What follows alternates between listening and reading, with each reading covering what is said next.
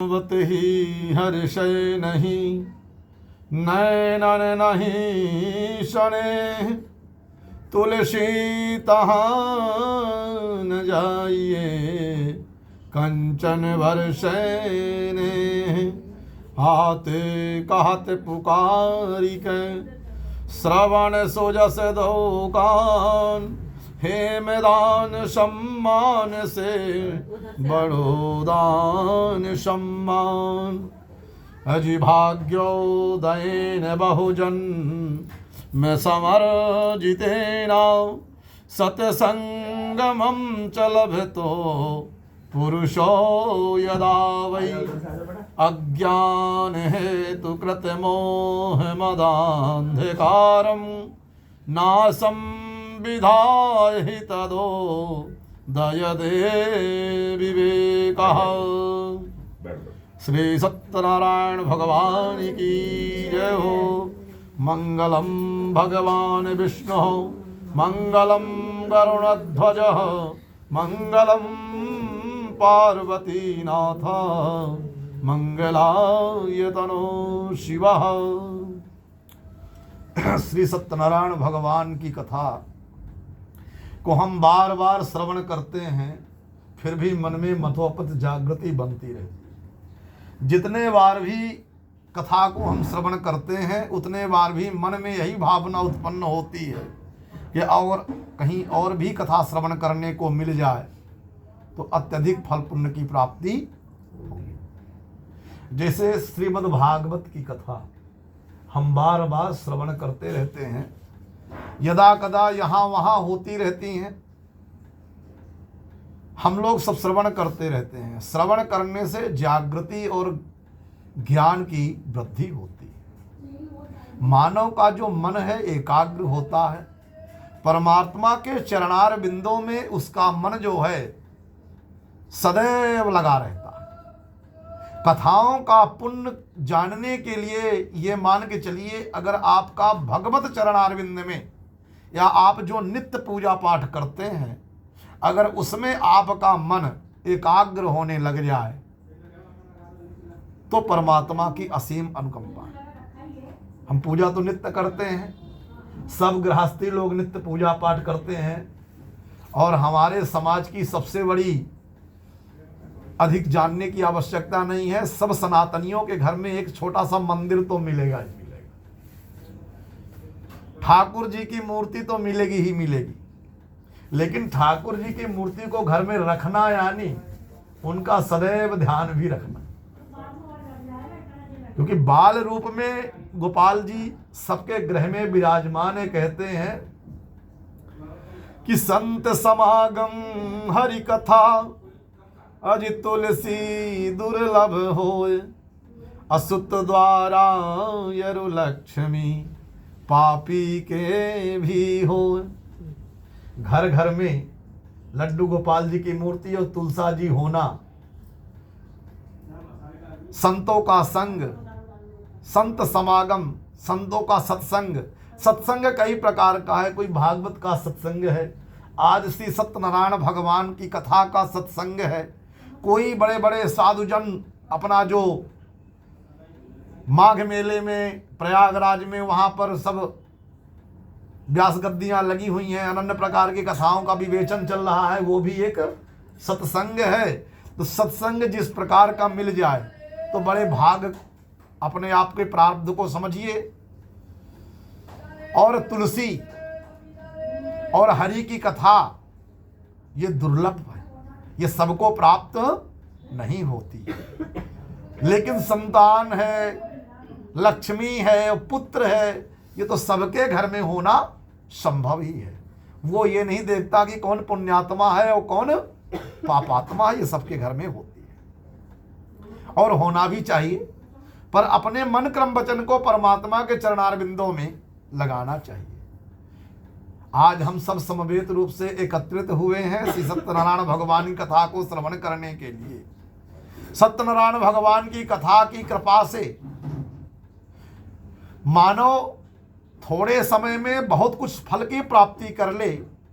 ऐसी ही कलिकाल में नारद जी के द्वारा भगवान नारायण से प्रश्न करना। एकदा नैमिसारण्ये ऋषियः शौनकादयः पप्रक्षुर्मुनयः सर्वे सूतं पौराणिकं फलम् व्रतेन तपसा किं वा प्राप्यते वाञ्छितं फलम् तत्सर्वं श्रोतुमिच्छामि कथयस्व महामुने। एकदा नारदो योगी परानुग्रह कांक्षया अपर्यटन विविधान लोके मृतलोके मुपागता। एक बार नैमिसारण्य में 88,000 ऋषियों का समागम हुआ। वहां पर कितने ऋषि पधारे? 88,000 ऋषि। और 88,000 ऋषियों के समागम में सूत जी महाराज पधारे। सूत जी महाराज से 88,000 ऋषियों ने प्रश्न किया कि हे महाराज, कलिकाल में मानव का कल्याण कैसे होगा? कलिकाल में तो लोग बाग अनन्य प्रकार के कार्यों में लिप्त रहेंगे, मानव की उम्र भी कम होगी और मानव उसी उम्र में अपने सत गृहस्थ कार्यों में प्रलिप्त होते हुए भी कोई ऐसा पुण्य कार्य करके और अच्छे कर्म करके और वैकुंठ फल पुण्य की प्राप्ति करे, ऐसा कोई उपाय हो, ऐसी कोई कथा हो, ऐसा कोई व्रत हो, ऐसा कोई यम हो, ऐसा कोई नियम हो तो हमें अवश्य बताएं प्रभु। सूत जी महाराज जी ने 88,000 ऋषियों के एकत्र समागम में एक ऋषि के प्रश्न श्रवण करके और बड़े प्रसन्न हुए। बोले, हे शौनकादिक, मानव कल्याण के लिए यानी समस्त जीवों के कल्याण के लिए तुम जैसा ऋषि ही कोई प्रश्न कर सकता है, अभी अन्यथा सब गृहस्थ तो अपने अपने ही गृहस्थ में समवेत रूप रह जाते हैं। आपने मानव कल्याण के लिए, संसार के कल्याण के लिए बहुत अच्छा प्रश्न किया है, इसके बारे में मैं जरूर आपको बताऊंगा। एक बार नारद जी इस संसार सागर में, इस मृत्यलोक में, मृत्यलोक किसे कहते हैं? जहां मानव जन्म लेता है और मृत्यु को प्राप्त हो जाता है, उसको मृत्यलोक कहते हैं। यहां कोई भी हो, यहां राम हो, कृष्ण हो, शिव हो, कोई भी हो, मानव कोई भी हो, जीव अंश में जो भी आया हुआ है यहां पर, उसको इस पंचरतित शरीर को तो त्यागना ही पड़ता है। तो जन्मते सारते मृत्यतेन भवति, जहां बार बार जन्म लेना, बार बार मृत्यु को प्राप्त हो जाना, उसी लोक का नाम है मृत्युलोक। तब मृत्यलोक में श्री नारद जी विचरण कर रहे थे। विचरण करते करते क्या देखते हैं कि मानव जो है जरा जरा सी बातों में झूठ बोलने लग गया। जाएगा इधर, बताएगा इधर। जिस झूठ को ना बोलना चाहिए वो भी झूठ बोल देगा। फिर बोले दान करेगा 1 रुपये, बकाएगा 10 रुपये। सबसे प्रथम बात तो हर मानव को ये समझना चाहिए भैया कि जो कुछ भी दान करते हैं हम किसके लिए करते हैं? सबसे पहले स्वयं के लिए। किसके लिए? स्वयं के लिए। हमें लगता है कि हमने दान दिया है, वह दान हम किसी और के लिए नहीं दिया है, वो दान हमारे स्वयं के लिए। नहीं दे रहे हैं वो भी स्वयं के लिए है, और दे रहे हैं वो भी स्वयं के लिए। पहले के जमाने में लोग बाग भूमिदान, स्वर्णदान, गौदान, समस्त प्रकार के दान को किया करते थे। दान करने से जो हम दान करते हैं वो हमारा सब उस लोक में एकत्रित होता रहता है, और एक समय आने पर जब हम इस शरीर को छोड़ करके और दूसरी बार जब जन्म लेते हैं तो हमारी द्वारा की गई दान वाली वस्तुएं जो हैं हमारे अगले जन्म में मेरे सब काम आती हैं। आज आप इस भवन के स्वामी हैं तो आपने भवन दान किया था, इसलिए भवन के स्वामी हैं। हमने भवन दान नहीं किया था इसलिए भवन के दान स्वामी नहीं है। पैसा लोग बागों के पास बहुत है लेकिन भवन नहीं है। क्यों नहीं है? बोले भवन का दान उन्होंने किया ही नहीं है। आज लोग बागों के पास बहुत स्वर्ण है, उन्होंने स्वर्ण दान किया था, उनके पास स्वर्ण है, तो जिसने जो दान किया है उसी को प्राप्त होगा। इसकी साधारण सी बात है कि जो कुछ भी हम अपने अकाउंट्स में रखते हैं, और मान के चलिए हम प्रयागराज तीर्थ यात्रा में गए और वहां हमको धन की आवश्यकता पड़ी, तो वहां लगे हुए एटीएमों से हमने विथड्रॉल कर दिया, भाई अपने लिए पैसे निकाल लिया, तो वो पैसा तो हम निकाल सकते हैं। अगर हमारे अकाउंट में पैसा ही नहीं होगा तो हम कैसे निकालेंगे? तो इसलिए मेरे ही द्वारा किया गया दान मेरे ही काम आएगा और किसी के काम नहीं आएगा। इसीलिए दान करना, सत्य बोलना, सत्य से तो परमात्मा का शरीर बना हुआ है। सत्यव्रतम परम च व्रतम च सत्यम, सत्यस्य योनिम निहितम च सत्ये। परमात्मा का जो शरीर है वो सत्य से ही बना हुआ है। सच्चिदानंद रूपाय विश्वोत्पत्त्यादि हेतवे तापत्रय विनाशाय श्री कृष्णाय वयं नुमः। परमात्मा का शरीर सतचित आनंद सत्य है पर दिखाई नहीं देता। चित, चित यानी प्रकाश, जो सारे सौरमंडल यानी भूमंडल यानी समस्त को प्रकाशित करे। चित यानी प्रकाश, वो भगवान का दूसरा तत्व है। तीसरा आनंद। हमने कथा श्रवण करी, श्रवण करने के बाद आनंद आया, मन एकाग्र हुआ, परमात्मा के चरणारविंदों में मन लगा। आनंद तो गोविंद के समान तो कोई आनंद है ही नहीं। गोविंद के चरणों में मन को लगा देना यही परम आनंद है।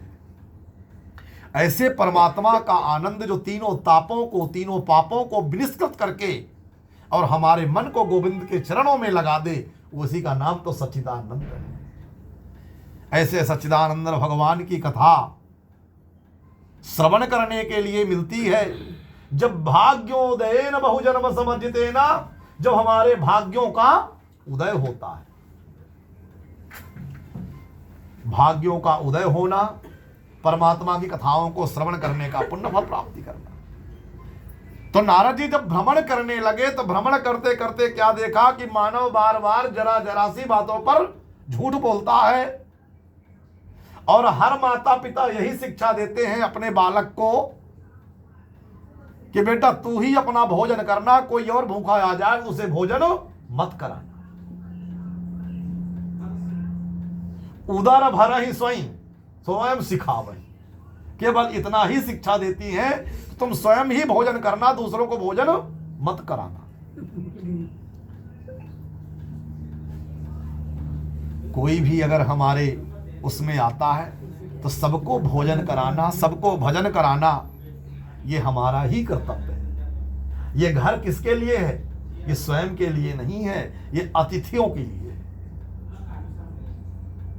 घर हम इसलिए बनाते हैं कि रात्रि समय में कोई भी ऐसा अतिथि हमारे यहाँ पधारेगा तो उसको हम एक टाइम का भोजन और शयन तो दे सकेंगे। जब हमारे गृह में आते जाते रिश्तेदार आते जाते रहते हैं, बहन बेटियां आती जाती रहती हैं, तो हमारे गृह के पाप हम विनिष्कृत होते रहते हैं, और उनके कदम पड़ने से हमारे घर में जो है ना शुद्धता प्रवर्तित होती रहती है। आज के समय में तो इससे भी बहुत कम मानव रह गया है। सारे रिश्ते ही धीरे धीरे सब छुपे जा रहे हैं। मानव के एक संतान से ज्यादा किसी की कोई संतान नहीं है, तो कोई भाई वाला रिश्ता, किसी कहीं बहन वाला रिश्ता, कहीं भांजे वाला, चाचा ताऊ, ये तो सब समाप्ति ही हो गई। रक्षाबंधन का कितना बड़ा महत्व था। वो समय था, आप लोगों ने देखा होगा, जब हमारे घर में बुआ लोग पधारती थी तो कितना आनंद आता था। ये सब हम लोगों ने क्या है, बोले हमारा जो मन है ना, बोले लगता है कि दुनिया का सबसे बड़ा अमीर हम ही बन जाए, और उसको बनने के चक्कर में सब कुछ पीछे छोड़ दिया। ये सोचते नहीं है कि हम कितने अकेले हैं। तो नारद जी ने जब देखा तो हर मानव जो है पापातुर हो रहा है, तो सोचे कि यहाँ तो गांव के वासी हैं, गृहस्थी लोग हैं, हो सकता है ऐसा हो रहा हो। तो उन्होंने जब हरिक्षेत्रम कुरुक्षेत्रम प्रयागम चाम वर्तते, जब ऐसे समन्वय तीर्थ में पहुंचे तो वहां तीर्थों में भी देखा कि वहां के जो पंडे पुजारी, वहां पर जो है एक एक नारियल को बार बार संकल्प कराना, दूध जो है एक बार दूध को गंगा जल में डाल डाल करके बार बार उसका प्रक्षालन कराना, झूठ बोलना, अनवय की दक्षिणा लेना, अन्याय करना। तो नारद जी का मन बड़ा असंतुष्ट हुआ और असंतुष्ट होने के बाद नारद जी सीधे यहां से बैकुंठ पहुंचे और बैकुंठ पहुंच करके भगवान नारद जी को आगमन को देख करके नारायण बड़ा प्रसन्न हुए और नारद जी को कहा उन्होंने, बोले हे देवर्षि, हे नारद, आज बड़े दिनों बाद आप पधारे हैं, लेकिन आपका मन कुछ असंतुष्ट है, इसका कारण मैं जान सकता हूं। तब नारद जी कहने लगे कि हे प्रभु, मैं तो आपके सुंदर से बनाए हुए मर्त्यलोक में विचरण करके आ रहा हूं, लेकिन मुझे सुख और शांति प्रदान नहीं हो रही। मैं वहां के मनुष्यों को, वहां के जीवों को जो देख करके आया हूं, मेरे मन में बड़ा संतुष्टता है। जिस प्रकार के वे सत्कर्म को कर रहे हैं, कोई भी मानव जो है बैकुंठ नहीं जाएगा प्रभु, सब नरक के गामी हो जाएंगे। ऐसा कोई उपचार हो, ऐसी कोई कथा हो जिससे इन मानवों का उद्धार हो सके, ऐसी कोई कथा बताइए प्रभु। तब नारायण जी ने कहा, बोले हे देवर्षि, तुमने जो मानव कल्याण के लिए प्रश्न किया है अति उत्तम प्रश्न है, तुमसे मैं बड़ा प्रसन्न हूं। हे देवर्षि, एक सत्यनारायण भगवान की कथा है। वैसे तो हमने 18 पुराणों का ऋषियों के द्वारा, वेद व्यास जी के द्वारा रचनाएं हुई हैं, लेकिन कलयुग में, कलिकाल में, थोड़े समय में जो पुण्य फल प्राप्ति करा सके, उसी सत्यनारायण भगवान की कथा है। इसका संपूर्ण विवेचन जो भी श्रवण करता है वह अनन्य प्रकार के पुण्य फल की प्राप्ति करता है। कोई बंदी अगर बंदी खाना में बंद हो, वो भी इस कथा के माध्यम से मुक्त हो जाता है। कोई निर्धन हो, वो भी धनी हो जाता है। किसी के संतान ना हो, उसको संतान की प्राप्ति हो जाती है। इस कथा का महिमा महान है। देवर्षि नारद जी मन में बड़े प्रसन्न हुए और जाकर के मृत्यलोक में यह श्रवण कर सोचने लगे कि इस कथा का प्रचार प्रसार कैसे हो। तो उन्होंने इस कथा का प्रचार प्रसार करने के लिए नैमिषारण्य तीर्थ जैसे महातीर्थ में पहुंचे, जहां 88,000 ऋषि सदैव विराजमान रहा। वह कथा उन्होंने बताया। श्री सूत जी महाराज ने वही कथा आज 88,000 ऋषियों को श्रवण करा रहे हैं। बोले नारद जी के द्वारा जो भगवान विष्णु के मुखार बिंदु से निकली हुई जो कथा है, वो श्री सत्यनारायण भगवान की कथा है। और वही कथा में जो है, हे सनकादिक ऋषियों, मैं आप सबको श्रवण करा रहा हूं, क्योंकि 88,000 ऋषियों की कथा श्रवण करने का सबसे बड़ा प्रश्न ये है कि ऋषि कभी एक जगह ठहरता नहीं है और ऋषि भ्रमण करता रहता है। तो इन 88,000 ऋषियों के माध्यम से पूरे भूमंडल यानी पूरे भारतवर्ष में यह कथा का प्रचलन हो जाएगा, प्रचार प्रसार हो जाएगा। सब ऋषियों एकाग्रचित मन से सुनने लगे। बोले भगवान, इसकी कथा कैसे सुनी जाए और कब सुनी जाए और इसके सुनने से क्या पुण्य फल की प्राप्ति होगी। तब उन्होंने कहा, बोले इस कथा को तो पूर्णिमासी तिथि सर्वश्रेष्ठ है, बकाया जब भी आपका मन हो जाए तो इस कथा को श्रवण करने में कोई देर नहीं करना चाहिए। बोले इसमें और कोई पूजन पाठ की ज्यादा आवश्यकता नहीं है। मानव जैसा चाहे, छोटे से छोटा, बड़ा से बड़ा, उस प्रकार की कथा को श्रवण कर सकता है। बोले क्या क्या? बोले रंभा फलम घृतम क्षीरम अजिगोधुमस्य च चूर्णकम अभावे सलिलंब शर्करांब गुणस्तदा।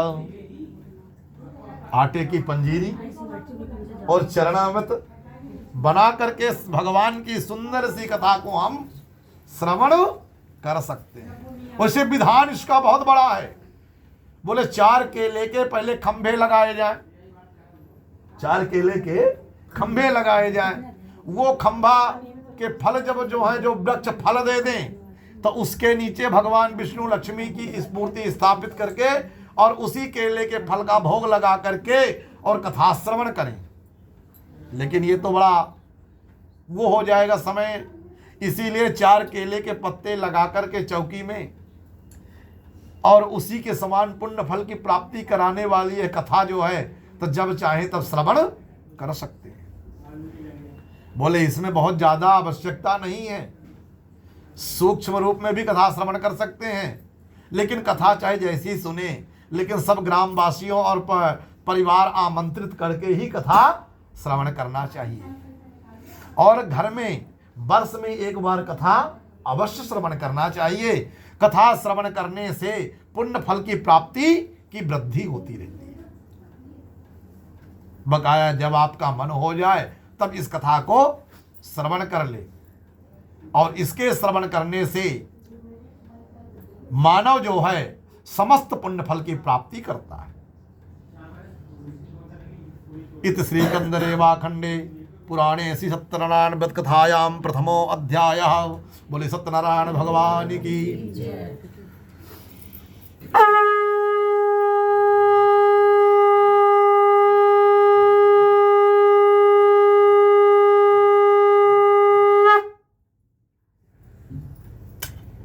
फिर उन्होंने कहा, सूत जी महाराज जी से सौनकादिक ऋषियों ने यह प्रश्न किया कि हे प्रभु, आपने कथा का कब श्रवण करना चाहिए, इसमें क्या सामग्री हो, यह तो आपने बता दिया, पर सर्वप्रथम कथा को किसने श्रवण किया है? तब उन्होंने बताया कि कलिकाल में एक सतानंद नामक के बूढ़े ब्राह्मण थे, जो पृथ्वी पर नित्य दिन भ्रमण किया करते थे। भ्रमण करते करते उनको बहुत सारा समय व्यतीत हो गया। ब्राह्मण देवता थे, ब्राह्मण के 6 कर्म हैं, ज्ञान लेना और ज्ञान देना, यज्ञ करना और यज्ञ करवाना, और दान लेना और दान देना। ये षडाष्टक कर्म ब्राह्मण के। अब ब्राह्मण वही कर्म में निष्णात थे, वही कर्म कर रहे थे। नित्य दिन पृथ्वी पर जाकर के दान पुण्य दान लिया करते थे। लेकिन उनमें सबसे बड़ी बात थी कि चाहे थोड़ा समय हे नाथ नारायण वासुदेवा श्री कृष्ण गोविंद हरे मुरारे, हे नाथ नारायण वासुदेवा। तो सतानंद नामक के जो ब्राह्मण थे नित्य पृथ्वी पर भ्रमण किया करते थे। भ्रमण करते करते उनको जो ज्यादा समय व्यतीत हुआ, भगवान विष्णु कमल नयन पति नित्य दिन मंडल से देखा करते थे कि यह ब्राह्मण नित्य दिन भिक्षा मांगने के लिए घर से बाहर जाता है, गरीब है, असहाय है, जो कुछ भी है इसके पास जाकर के ही पता चले। लेकिन परमात्मा सोचे अगर हमें चतुर्भुज स्वरूप में गया तो ये ब्राह्मण मुझसे कुछ कह नहीं पाएगा। जब भी किसी के मन की बात जाननी हो तो उसके समान ही भाव और पुरुषार्थ भी होना चाहिए, नहीं तो वो हमको समझ ही नहीं पाएगा, अपने मन की बात को कह नहीं पाएगा। अपने मन की बात को हम मानव अपने बराबर वालों से ही कहता है, यह बात भी बिल्कुल सत्य है।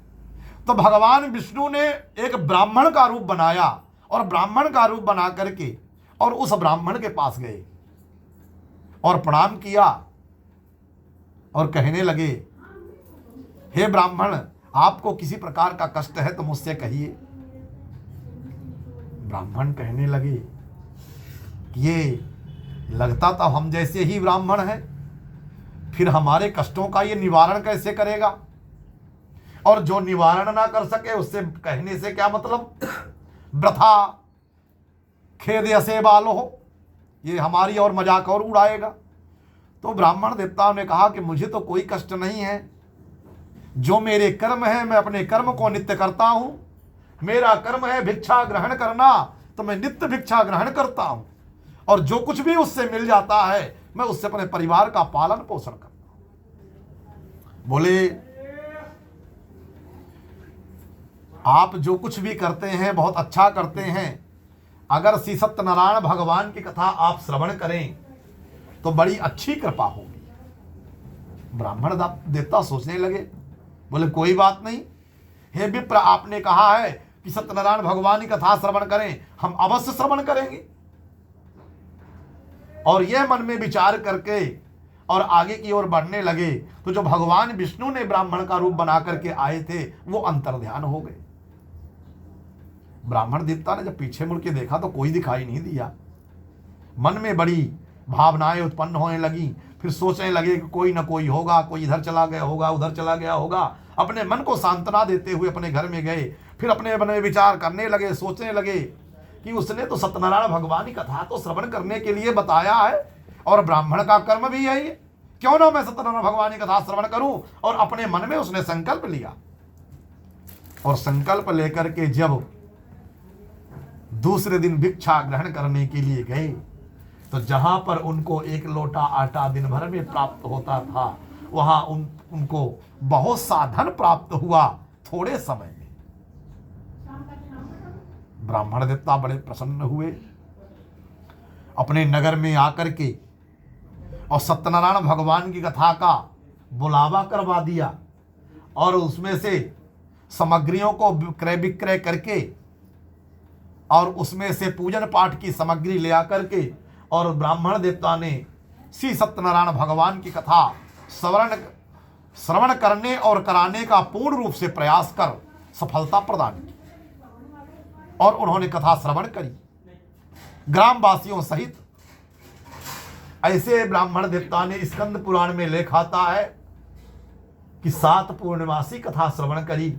अष्टम पूर्णमासी में भगवान के ऊपर बड़ी कृपा हुई कि जहां पर ब्राह्मण देवता की कुटिया थी वहां पर एक सुंदर सा नवनिर्मित मंदिर के रूप में भगवान की स्वर्ण प्रतिमा साक्षात लक्ष्मी नारायण सत्यनारायण भगवान की प्राप्त हुई। और ब्राह्मण देवता को किसी प्रकार से आश्चर्यचकित नहीं हुआ। ब्राह्मण देवता नित्य की तरह अपने कर्मों में प्रलिप्त रहने लगे और अपने मंदिर में पूजन पाठ कर आनंदमग्न रहने लगे।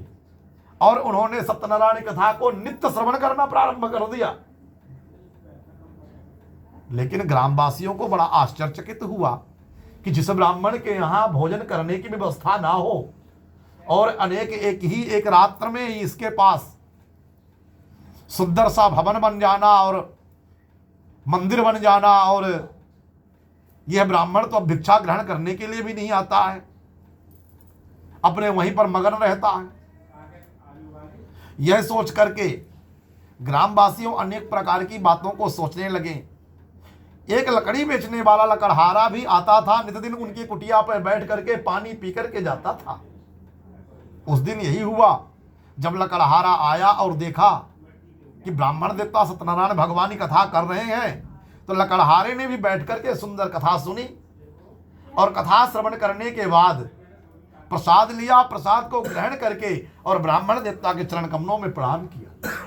बोले हे विप्र, हे ब्राह्मण देवता, आप नित्यदिन भिक्षा ग्रहण करते करते एक दिन अचानक परमात्मा की कृपा होने से कारण आप तो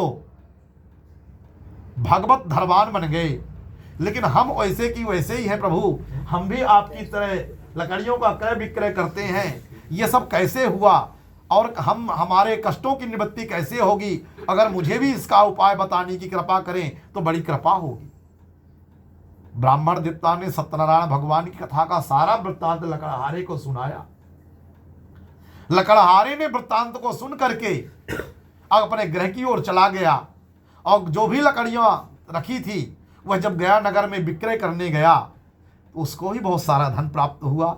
और जिन लकड़ियों को बेच करके उसने भी सत्यनारायण भगवान की कथा पूजन पाठ की सामग्री मंगवाई, और उसने भी अपने ग्रामवासियों को आमंत्रित कर फिर उसने भी कथा को श्रवण किया। ऐसे निर्धनता उसकी भी दूर हो गई और परमात्मा ने उसके ऊपर भी कृपा करी। हे सौनकादिक 88,000 ऋषियों, जो भी इस कथा को कलकाल में सुनेगा, कलयुग के समस्त पापों की विनस्पति होकर के पुण्य फल प्राप्ति करके बालकों की बुद्धि तीव्र होगी, घर में निर्धनता हटेगी, धन की प्रचुर मात्रा संभवतः बनी रहेगी।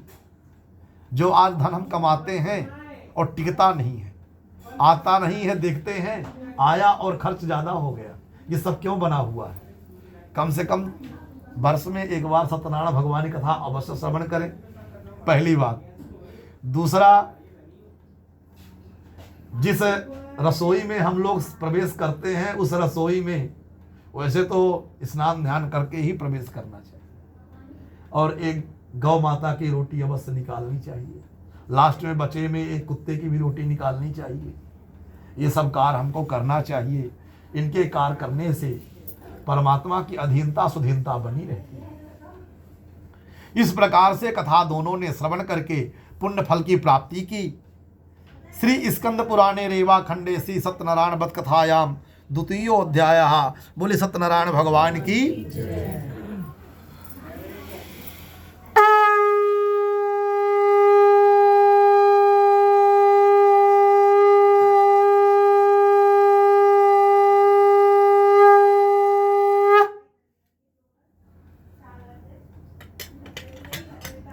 सूत जी से सौनकादिक ऋषियों ने प्रश्न किया कि हे प्रभु, आपने दो कथा बताई, बड़ा आनंद मग्न की प्राप्ति हुई, आगे क्या हुआ? तो उन्होंने बताया कि एक उल्कामुख नाम के महाराजा थे जो बड़े जितेंद्रीय थे और बुद्धिमान थे।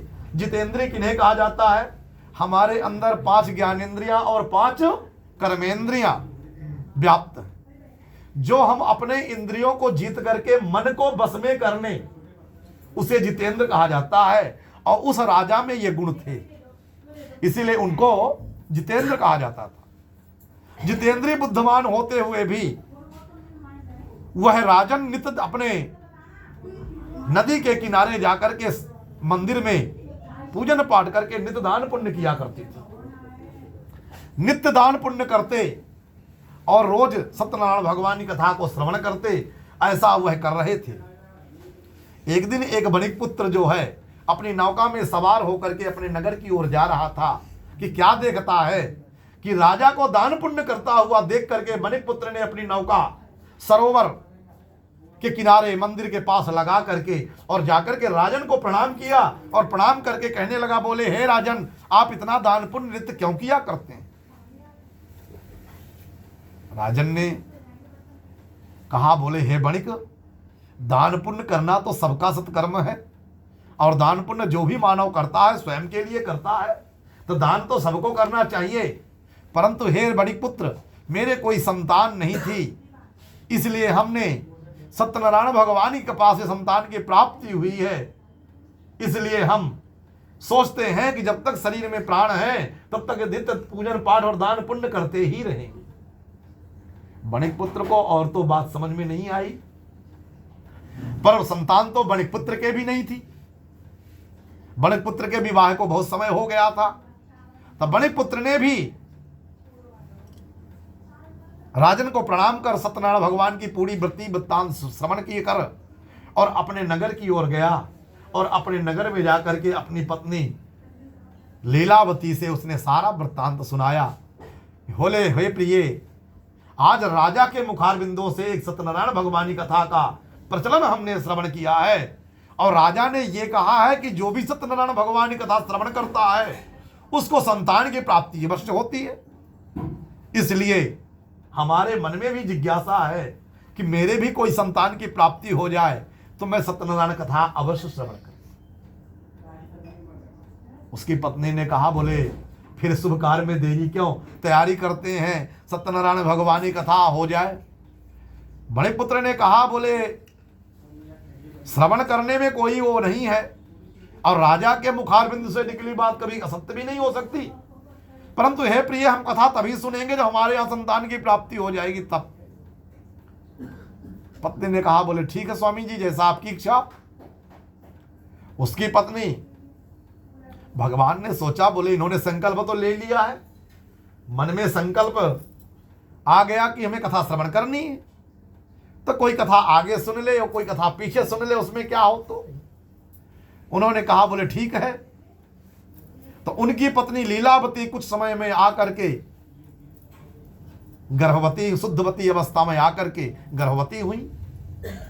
और 10वें मास वही तस्या कन्या रत्न मताजयत, 10 महीने के उपरांत कन्या रूपी रत्न का प्रादुर्भाव हुआ उनके घर में।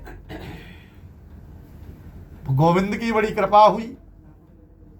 इस प्रकार की कथा लीलावती के मन में बड़ा भाव, सद्भाव आया। बोले संतान की प्राप्ति हो गई है, सत्यनारायण भगवान की कथा श्रवण कर लेते हैं। अपने पतिदेव से कहा, बोले अब तो प्रभु की कृपा हो गई है, अब कथा श्रवण कर लेते हैं। लेकिन उस समय उन्होंने अपने घर घर में ही कोई ज़्यादा उत्सव न मना करके उन्होंने जो है, बोले अब तो पुत्री का जन्म हो ही गया है, अब पुत्री बड़ी भी होगी, पुत्री का विवाह भी होगा। प्रिय, अगर इस कथा को विवाह के समय श्रवण करेंगे ना तो बहुत ज़्यादा लोग रहेंगे, तो ज़्यादा आनंद आएगा। तो इसलिए हम घर घर के ही सब नाम, यथो नामा तथो गुणा तो कर्मा नाम संस्कार, इसलिए हम सब लोग मिलकर के नामकरण संस्कार कर लेते हैं। तो माता का नाम लीलावती था, तो पुत्री का नाम माता के नाम से जोड़ करके कलावती रखा उन्होंने। अच्छा, जो कन्याएं होती हैं उनमें कलाएं उपयुक्त होती हैं। वह कन्याएं कैसे होती हैं? बोले शुक्ल पक्षे यथासि, जैसे शुक्ल पक्ष की चंद्रमा दिनों दिन वृद्धि करता है वैसे कन्याएं वृद्धि करती है। 10 साल का बालक लगेगा 5 साल का है, लेकिन 5 साल की बालिका लगेगी ले 12 साल की है। तो ऐसा आश्वासन अपने पत्नी को दिया और नामकरण कर दिया। बोले कलावती होगा। कलावती दिनों दिन वृद्धि करने लगी। बड़े पुत्र ने एक दिन व्यापार करके कहीं से आ रहे थे और वहां से व्यापार करके आए तो उनकी पुत्री घर से बाहर खेल रही थी। बड़े पुत्र को बड़ा हास्य रस प्राप्त हुआ और हंसते हुए आए और अपने पत्नी लीलावती से कहा, मेरी पुत्री अब विवाह के सुयोग हो गई, इसका विवाह मुझे कर देना चाहिए। और वैसा ही हुआ। उन्होंने अपने दूत को कांचनपुर नामक नगर में भेजा और वहां से एक सुंदर सा बड़े पुत्र बुलवा करके और उसके साथ अपनी पुत्री का विवाह संपन्न कर दिया। विवाह के समय भी लीलावती ने कहा, बोले स्वामी, आपका एक मूल संकल्प जो है बार बार रह जाता है, आप उस संकल्प को करिए। जो कथा है उसको श्रवण करके उससे विमुक्त होइए। पति ने कहा, बोले हे प्रिय, अब पुत्री के विवाह में बहुत ज्यादा धन खर्च हो गया है, अब जो है हम व्यापार करके आएंगे तो हमारे पास धन भी बहुत होगा, और जब धन होगा तो खर्च करने में बड़ा आनंद आएगा, तब हम सत्यनारायण भगवान की कथा अवश्य श्रवण करेंगे। ऐसा सुंदर सा आश्वासन दिया। पत्नी बार बार मान जाती, लेकिन ध्यान रखना, पति कोई शुभ कर्म करता है तो पत्नी को भी प्राप्त होता है, और पत्नी कोई शुभ कर्म करती है तो पति को भी प्राप्त होता है। और पत्नी पति अगर आपस में मिलकर के कोई दोनों अलग अलग अशुभ कर्म भी करते हैं तो उनका भी पुण्य फल प्राप्त होता है। ऐसा नहीं है कि केवल पुण्य ही पुण्य मिलता है, पाप कर्म भी अगर कोई ये करता है एक दूसरा व्यक्ति, उसका भी फल दोनों को ही भोगना पड़ता है। पहले के जमाने में ये तो देखा नहीं जाता था, बोले लड़का क्या करता है, बोले लड़की क्या करती थी। बोले अगर हाथ पैर सकुशल है, पहले ही तो देखा जाता था विवाह में, बोले चलता ठीक है, हाथ पैर कुशल है, नेत्रों से देखता है, इसका विवाह कर दो, ये तो खवाई खा लेगा, कोई दिक्कत नहीं, हमारी जरूरतें तो ही हमें कष्ट से व्याप्त कर रही हैं। पहले एक मकान होता था, उसमें 10 लोग पल जाया करते। आज एक मकान क्या 3-3 मकान है, रहने ही वाले नहीं। झाड़ू पोछा लगवा लगवा के लोग बाग परेशान है, उसकी व्यवस्था नहीं हो पा रही है। हमें खूब अच्छी तरह से याद है, कितने भी लोग आ जाएं, 2 कमरे के मकान में खूब व्यवस्था बन जाया करती थी। आज के डेट में एक ही आदमी रह गया है, मकान तो कई हैं लेकिन फिर भी, तो इसलिए उन्होंने बोले पहले के विवाह में कुछ देखा नहीं जाता था ये सब चीज की, लड़का क्या करता है क्या नहीं करता है, क्या करेगा क्या नहीं करेगा। आज की डेट में तो क्या कहें, आज के डेट में तो पूरी डिमांड होती है भाई, लड़का कहाँ कहाँ से क्या क्या नहीं करता। और लड़का के मन में भी ये व्याप्त हो गई है कि अगर कुछ करेंगे नहीं तो हमारा ब्याह नहीं होगा, ये भी वो सोचने लग गया है। तो आजकल के डेट में कहते हैं, आज के डेट में छोटी उम्र में शादियां कहाँ, बोले आज के डेट में 40 उम्र में शादी है। बोले सारा कहता है कि पंडित जब पूरा सेटअप कर लेंगे तब विवाह करेंगे, उससे पहले नहीं। तो 40 वर्ष की उम्र से पहले तो तेरा सेटअप ही नहीं हो पा रहा है। अब 40 वर्ष के बाद तू ब्याह करेगा तो कब तेरे संतान होगी, 60 वर्ष तेरी उम्र है, कहां जाएगा बता। जब तू अपने बच्चे का दाखिला कराने जाएगा, अगर ठाकुर जी के पास संतान हो भी गई तो जब दाखिला कराने जाएगा तो बाबा दिखेगा वहां पर, बाबा जी आए, पिता का तो करते खोल जाते नहीं। वैसा ही हुआ। वह दोनों ससुर और जमाई दोनों व्यापार करने के लिए राजा चंद्रकेतु की नगरी थी भद्रशिला नदी के किनारे वह पहुंचे और वहां पर अपनी नौका को लगा करके वहां पर व्यापार करना प्रारंभ कर दिया। अब व्यापार करना तो प्रारंभ कर दिया। अब व्यापार करते करते उनको महीने 1.5 महीने हो गए। भगवान बड़े प्रसन्न हुए, बोले इस बणिक पुत्र ने संकल्प तो लिया सत्यनारायण भगवान की कथा श्रवण करेंगे, अब कन्या हो जाएगी तो करेंगे, विवाह हो जाएगा तो करेंगे। अब उसने कह दिया कि व्यापार में मुनाफा होगा तो करेंगे, जरूरी नहीं है तेरे व्यापार में मुनाफा हो ही। ये तो बार बार संकल्प को बढ़ाता जा रहा है, इसको थोड़ा कुछ ना कुछ दक्षिणा देनी चाहिए। परमात्मा ने ऐसा ही किया, थोड़ा सा कहने, जिनके केवल दृष्ट भ्रष्ट से सागर सप्त उबलते देखा, तिनको माय सुधा के भय से अश्रुबिंद द्रुग गिरते देखा। जिनके केवल थोड़ी दृष्टि टेढ़ी कर लेने से सागर में प्रलय आ जाती है, उनको कुछ करना थोड़ी पड़ता है, थोड़ा सा मुस्कुरा दे तो संसार की उत्पत्ति हो जाती है, थोड़ा सा दृष्टि को टेढ़ी कर ले, सब 1 मिनट में ही सारा विज्ञान धरा का धरा रह जाता, प्रलय हो जाती है।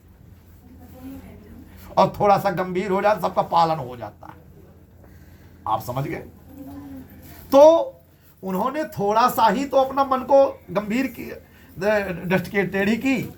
तब तक में क्या हुआ कि राजा के यहाँ चोरी हुई और चोर चुरा करके जो धन लेकर के वहां से चले, वो ले आकर के बणिक पुत्र की जहां दुकान लगी हुई थी वहीं पर छोड़ करके, और राजा के दूत को देख करके भयभीत होकर के वो भाग गए। आश्चर्यचकित धन दिखा। बड़े पुत्र कहने लगे, बोले हे जमाई साहब देखो इसमें है क्या। तो जमाई साहब समझाने लगे, बोले हे पिताजी, अगर कोई अचानक वस्तु दिख जाए तो उस पर लोभ नहीं करना चाहिए, कभी कभी वह वस्तु बड़ा कष्ट देती है। जमाई साहब तो समझाए लेकिन ससुर साहब का मन नहीं माना। वो जाकर के उस सामग्री के पास पहुंचे, वहां पर देखे तो बोले इसमें तो हीरे जवाहरात हैं, और इतना हम तो व्यापार सालों साल करेंगे ना, फिर भी हम इतना धन नहीं कमा सकते। जमाई साहब इसको अपनी नौका में रखो और दुकान बंद करो और चलते हैं यहां से अपने नगर की ओर। जैसे ही उसके पास ससुर साहब खड़े ही थे उसको कि उसको अब रखें, तब तक में उधर से राजा के दूत आए और अपना सामान देख करके और इनको ही चोर समझ बैठी। इनको चोर तो समझ बैठे और ले जाकर के, चोर तो इनको समझे, बोले तुम्हारे साथ और कौन है। बोले इनके साथ तो जमाई साहब और हैं, उनको ही ले लिए और दोनों ही राजा के नगर में प्रवेश किए। राजा चंद्रकेतु के दरबार में पहुंचे। चंद्रकेतु ने कहा तुमको अपनी सफाई में कुछ कहना है। बोले क्या कहना है, सामान हमारे पास मिला तो उसमें सफाई देकर के भी हम क्या करेंगे। ऐसी ही कथा थी मांडव्य ऋषि थे। कौन से? मांडव्य ऋषि थे। मांडव्य ऋषि की कुटिया थी। एक दिन कुछ चोर धन चुरा करके भाग रहे थे। उन चोरों ने ऋषि को प्रणाम किया। ऋषि से कहा, बोले हे ऋषिवर, मेरे पीछे चोर पड़े हुए हैं, तो मैं ये सामान आपकी कुटिया में रख करके आप बता दो कि पीछे से कोई रास्ता है तो मैं उधर से निकल जाऊं। ऋषि सत्यवादी, जिन्होंने कभी झूठ का सहारा नहीं लिया, उन्होंने कहा बेटा इधर रख दो और निकल जाओ पीछे से। इतने में राजा के सैनिक भी पहुंचे और उन्होंने कहा, बोले क्या तुमने इधर से कोई चोरों को भागते देखा है क्या? अब ऋषिवर ये नहीं समझ पाए कि चोर वो थे कि चोर ये हैं।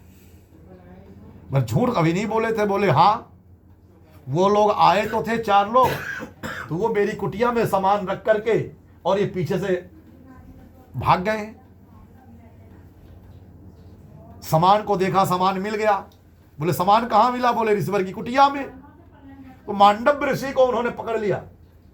बोले हे बाबा, तुम चोरी करवाते हो यहां पर नगर में रह करके, जंगल में कुटिया बना करके रहते हो और ये वेशभूषा बना रखी है, यहां चोरी करवाते हो।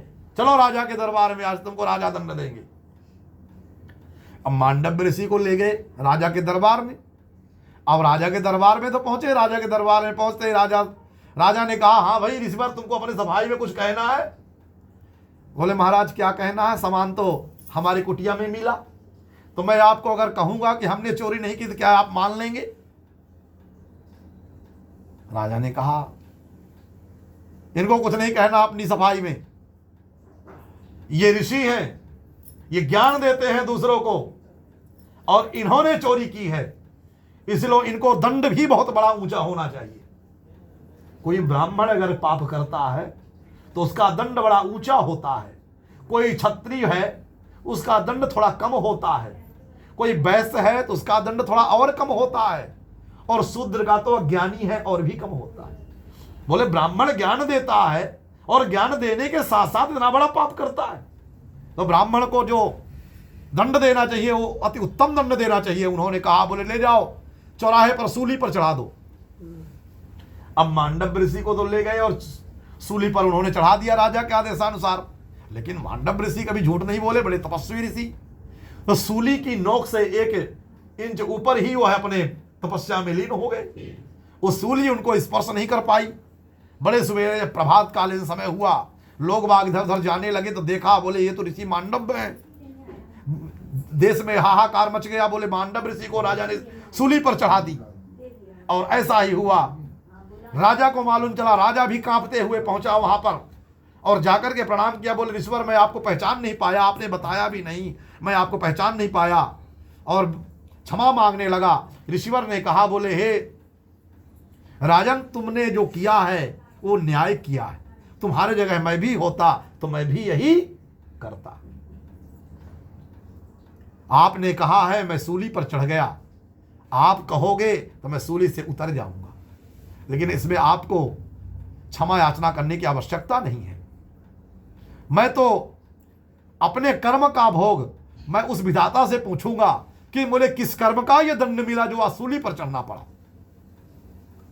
तो डायरेक्ट यहां से अपने ऋषिवर अपनी समाधिस्थ में होकर के सीधे कहां पहुंचे? जाके धर्मराज के पास। और धर्मराज के पास सभा में पहुंचे और धर्मराज की सभा में उपस्थित धर्मराज से पूछे, बोले आज हमको किस दंड के कारण सूली पर चढ़ना पड़ा? धर्मराज ने कहा, महाराज आप जब समय बालक थे उस समय आप तितलियों के कांटे चुभोया करते थे, उस दंड के कारण आपको सूली पर चढ़ना पड़ा। बोले मूर्ख, तुमको इतना ज्ञान नहीं है कि 12 वर्ष के बालक तक को ज्ञान नहीं होता, जो भी करता है वह ज्ञान है। और फिर मेरे जैसे पुण्यात्मा के तप बल शरीर से क्या वो नामुमकिन पाप नहीं कट पाया? और किसी को दंड भी समय के हिसाब से दिया जाता है। तो उन्होंने धर्मराज को श्राप दिया।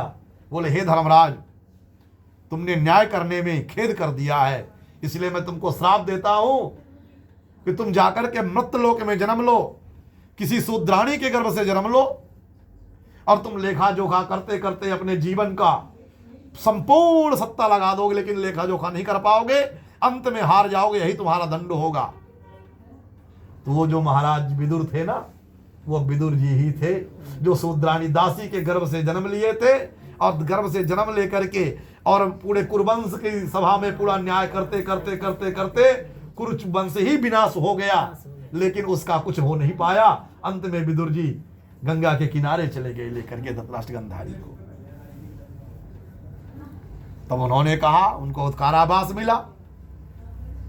परमात्मा की कृपा से जो इधर भी था लीलावती के पास, वो अभी धन साम्राज्य सब नष्ट हो गया भगवान की कृपा से। एक दिन किसी के घर में कथा हो रही थी, तो लीलावती की पुत्री जो कलावती थी कथा श्रवण करने गई और वहां से प्रसाद लेकर के आई। थोड़ा रात्रि हो गई थी, तो माता ने कहा, बोले हे पुत्री, जब पिता और पति घर में ना हो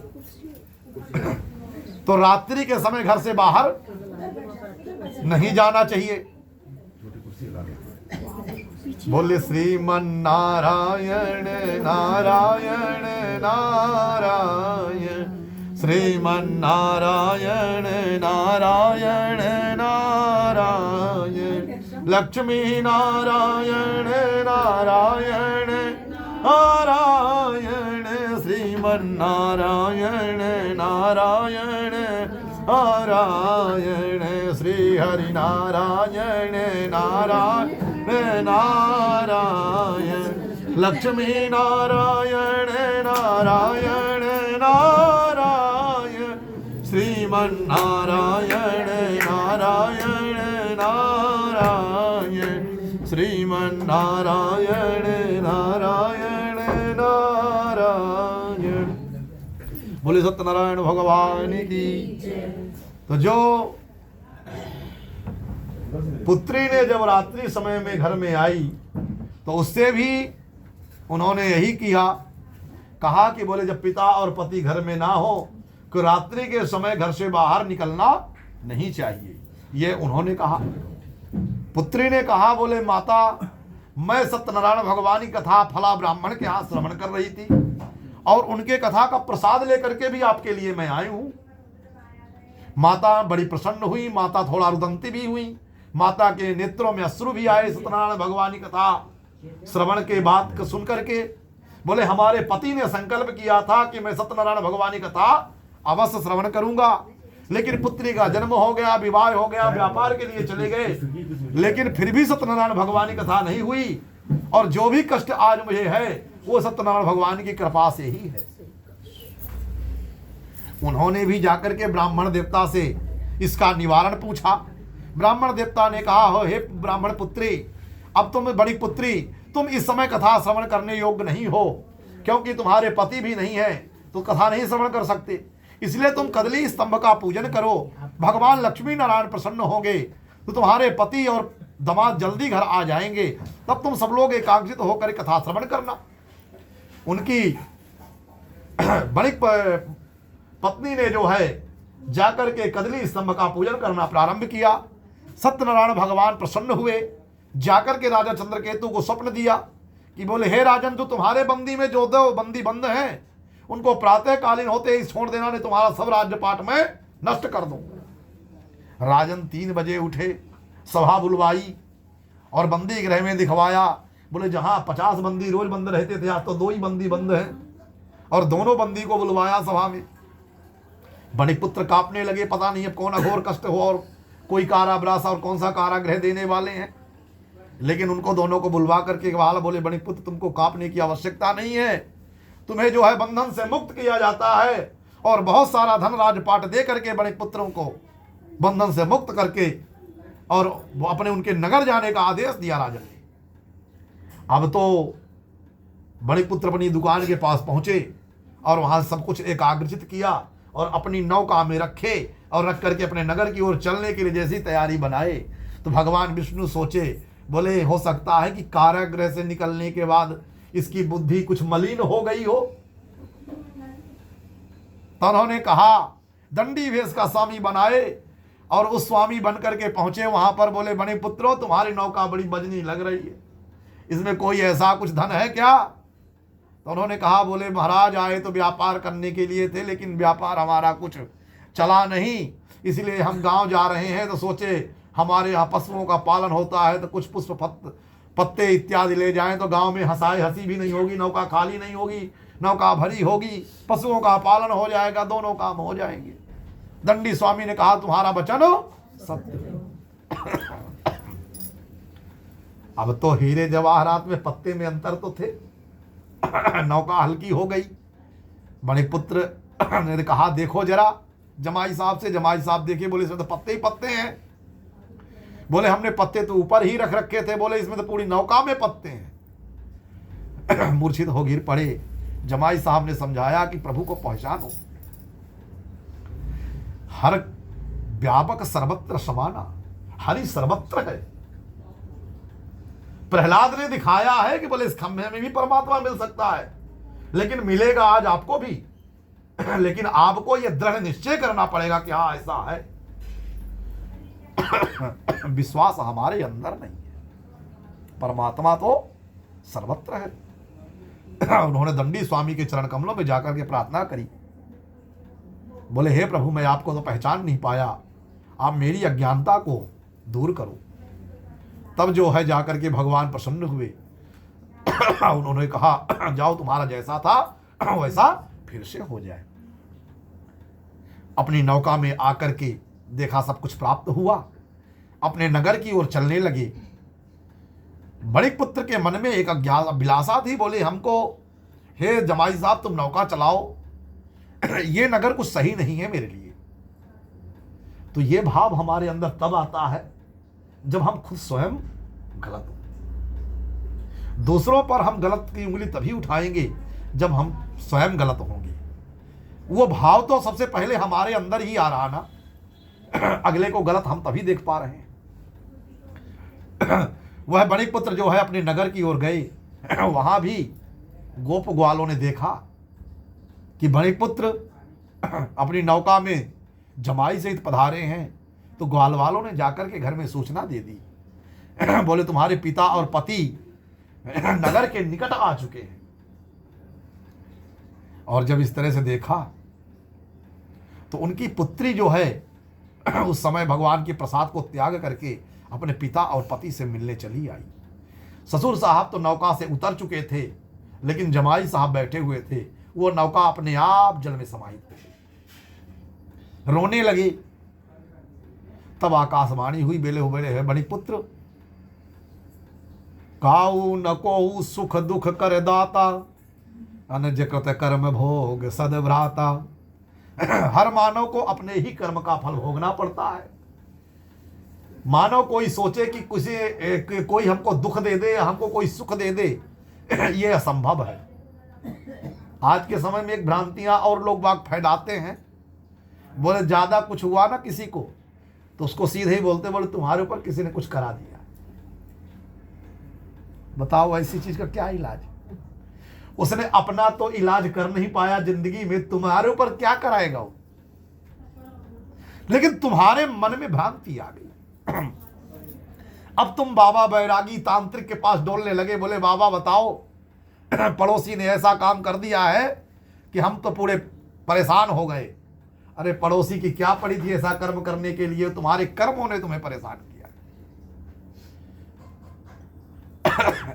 इसलिए जो है बोले कोई भी किसी को कष्ट नहीं दे सकता, कोई भी किसी को सुख नहीं दे सकता। जो कुछ भी मिलेगा अपने कर्मों से मिलेगा। तुम्हारी पुत्री अगर प्रसाद को ग्रहण करके आएगी तो अपने पति के दर्शन को प्राप्त करेगी। और ऐसा ही हुआ, जब उनकी पुत्री गई प्रसाद ग्रहण करके आई तो अपने पति से प्राप्त और पिता के दोनों को आशीर्वाद स्वभाव से प्राप्त करके, और उसने अपनी पत्नी लीलावती को भी वहीं बुलवा लिया। बोले सत्य क्या है मैं समझ चुका हूं। और वहीं पर जो है श्री सत्यनारायण भगवान की एक महायज्ञ के रूप में कथा श्रवण करी। और सारा जितना भी राजपाट था सब कुछ कथा में लगा करके वहीं पर रहने लगा, नगर के किनारे। नगर की ओर फिर गया ही नहीं वो। बोले वहीं रहना सही है। तो इस तरह से जो भी इस कथा को श्रवण करता कराता है सब पुण्य फल की प्राप्ति करता है। श्री स्कंद पुराणे रेवा खंडे श्री सत्यनारायण बद कथायाम तृतीयो अध्याय। बोले सत्यनारायण भगवान की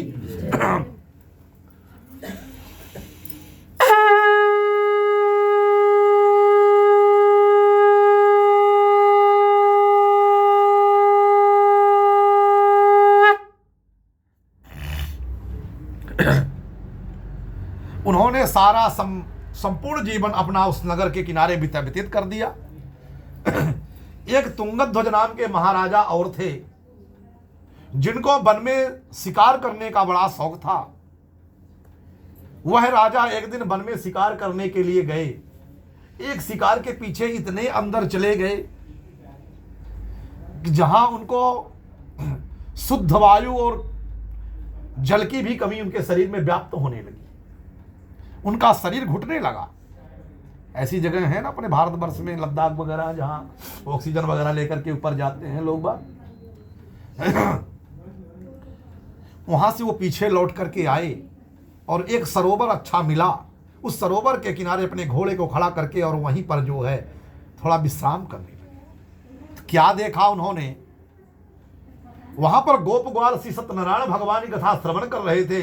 गोप ग्वालों के मन में बड़ी प्रसन्नता हुई कि मेरे देश के राजा पधारे, अगर चरणामृत पंजीरी का प्रसाद राजन को दूंगा, राजा ग्रहण करके बड़े प्रसन्न होंगे।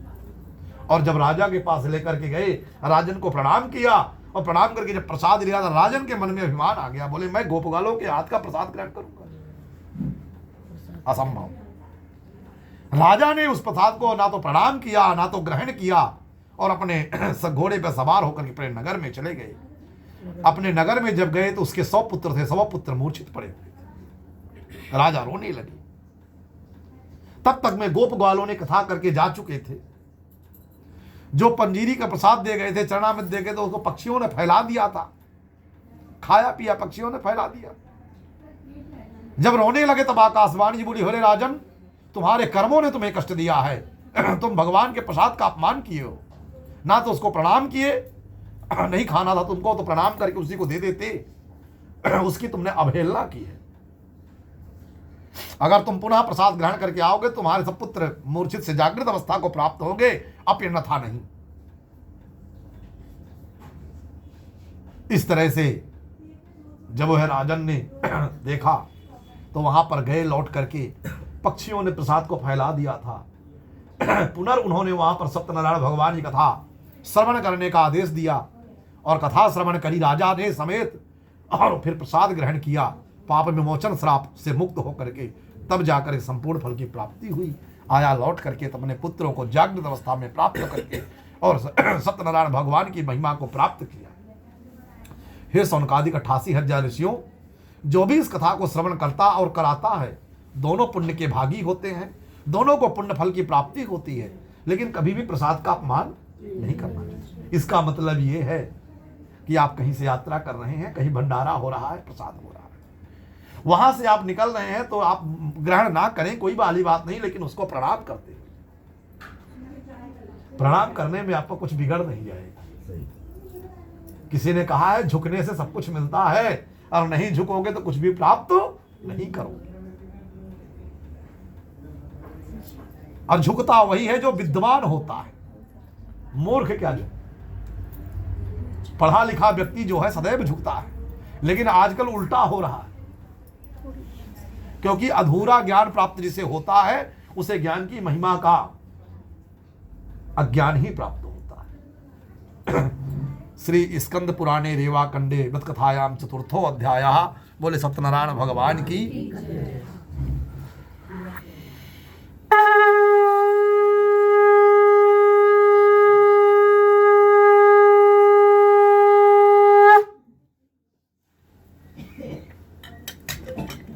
इस तरह से इस कथा को श्रवण करने में बड़े पुण्य फल की प्राप्ति होती है।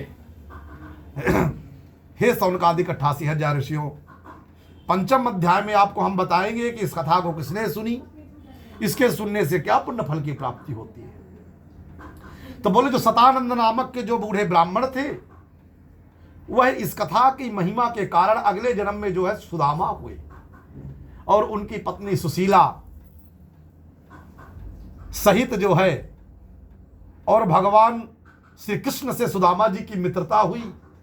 सांदीपन गुरु जी के यहां आश्रम में भगवान श्री कृष्ण के जो परम मित्र थे वो सुदामा जी थे।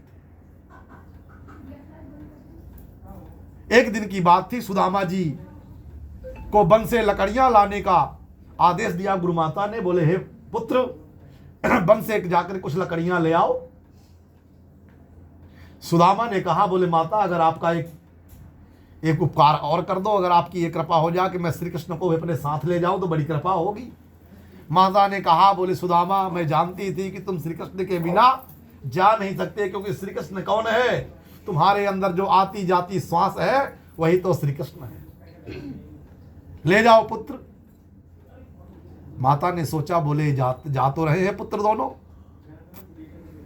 इनको जाते समय कुछ दे दूंगी तो कुछ खा के जलपान कर लेंगे। तो माता के घर में कुछ चने पड़े हुए थे, माता ने उस चने को उठाया और पुत्रों को इतने में दुर्वासा ऋषि पधारे। और दुर्वासा ऋषि ने आए और आकर के माता से कहा, भिक्षाम देही। तो जब पहले के समय में की एक बात थी, बोले सबके घर में सब कुछ रहता तो नहीं था। पहले की स्त्रियों के घर में जब कुछ नहीं रहता था तो हाथ जोड़ करके खड़ी हो जाया करती थी। उस दिन गुरु माता ने ऐसा ही किया, हाथ जोड़ करके खड़ी हो गई। दुर्वासा ऋषि समझ गए कि घर में मेरे लायक कोई प्रसाद नहीं है। दुर्वासा ऋषि आगे बढ़े, आगे जाकर के एक पत्थर में बैठ गए। वहां पर दुर्वासा ऋषि ने बैठे। दुर्वासा ऋषि त्रिकालदर्शी ऋषि थे। उन्होंने देखा कि इनके कुटिये में चने पड़े हुए थे, लेकिन इन्होंने दिया क्यों नहीं मुझे।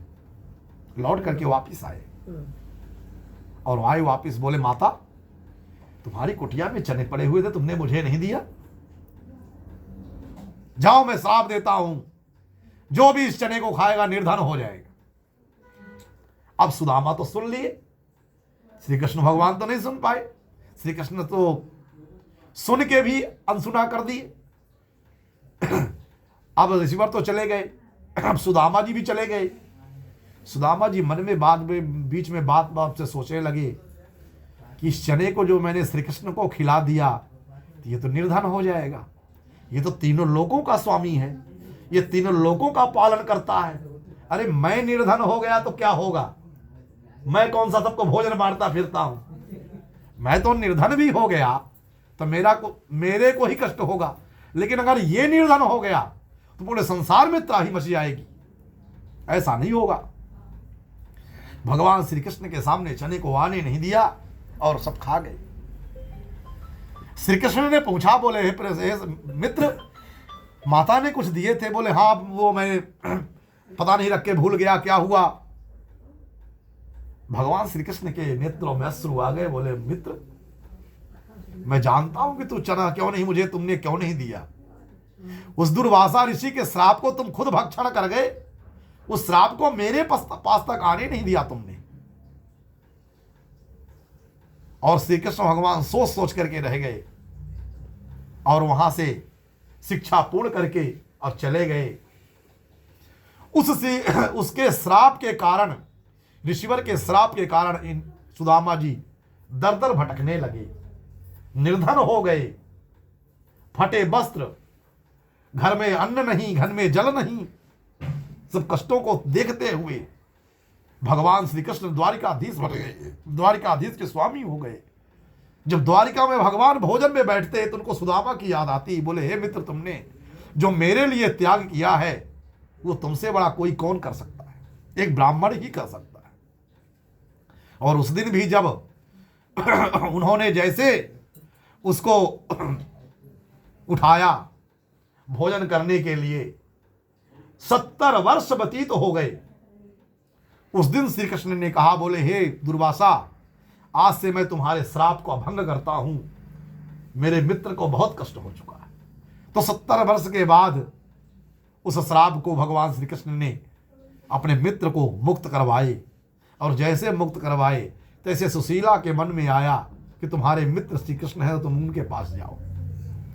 तब भगवान के पास मिलने सुदामा गए और सुदामा को की दीन दशा को देख करके भगवान ने अपने नेत्रों से उनके पगों को धो करके, लेकिन ये भी जानते थे भगवान श्री कृष्ण की मित्र हमसे कुछ मांगेगा नहीं।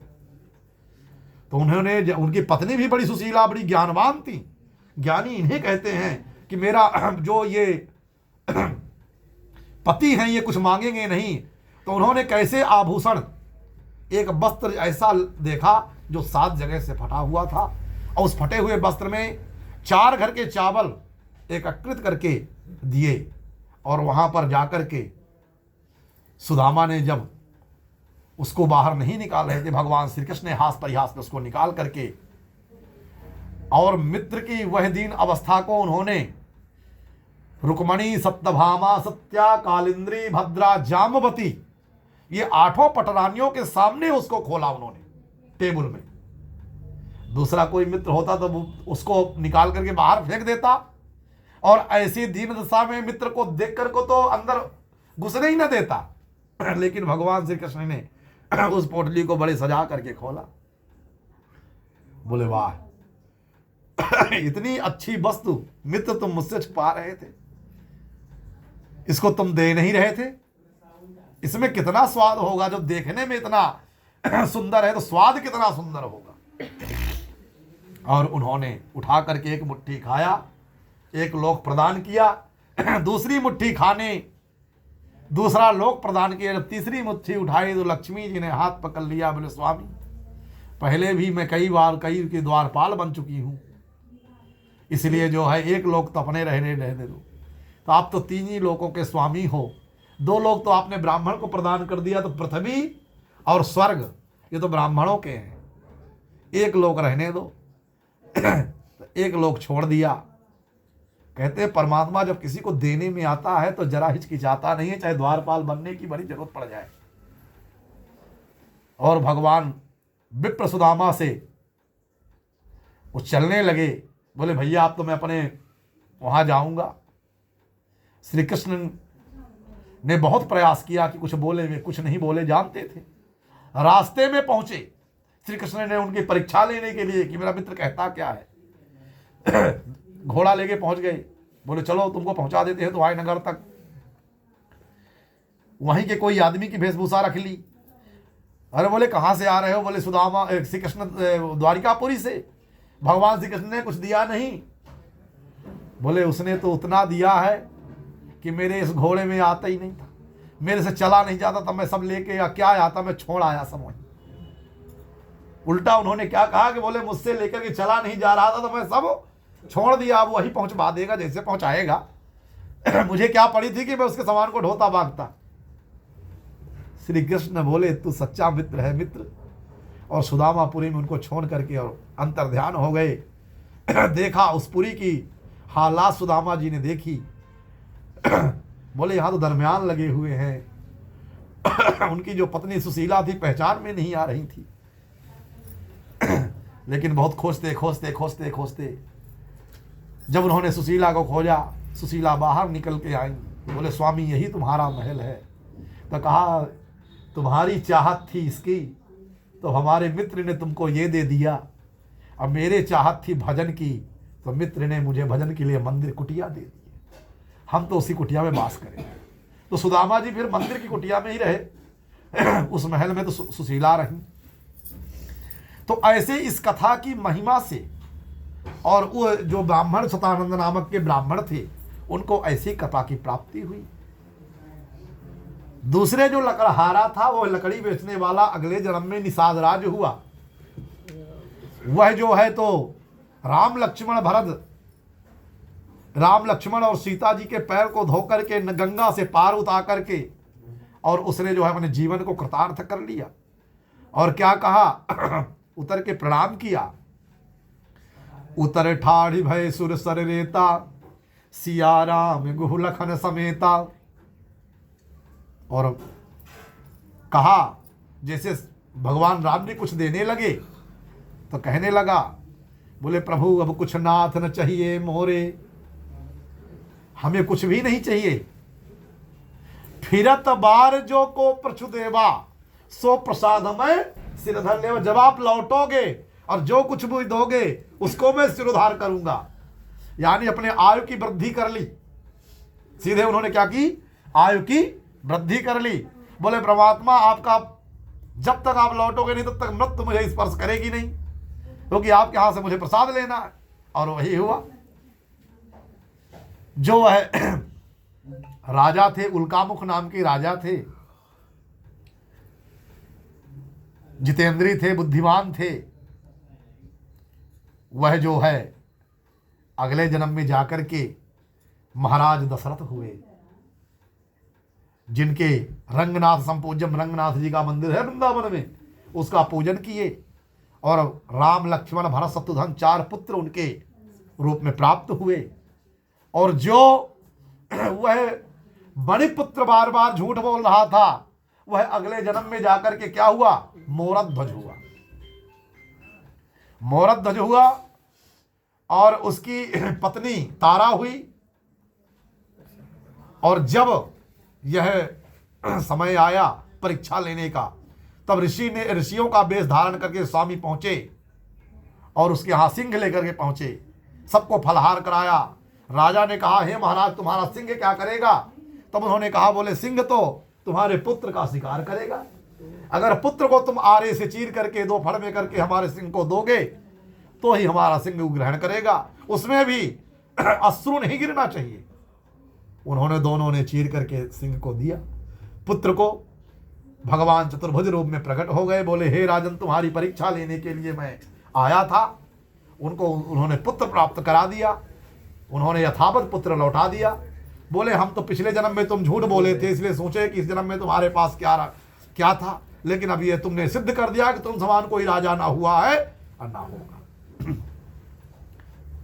जो आगे तुंगध्वज नाम के महाराजा थे, वह जाकर के अगले जन्म में मनु और शतरूपा हुए, जिनकी हम सब संतानें कहलाई। मनु की संतान सम्मानव कहलाई। तो इस प्रकार से जो ही इस कथा को श्रवण करता कराता है, बड़े आनंद के साथ पुण्य फल की प्राप्ति करता है और यहाँ भी आनंद प्राप्त करके वैकुंठ की अंत में प्राप्ति करता है।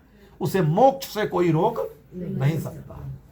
आप वह कर्म करो, हम वह कर्म करें जिसे अपने कर्म के ऊपर अभिमान हो कि हमने कुछ किया है। ऐसे कर्म नहीं करना चाहिए कि जिन कर्मों के करने के बाद में मन हमेशा झुका रहे। चोरी करने वाला कितना भी सत्य बोले, लेकिन उसका मन सदैव झुका रहता है।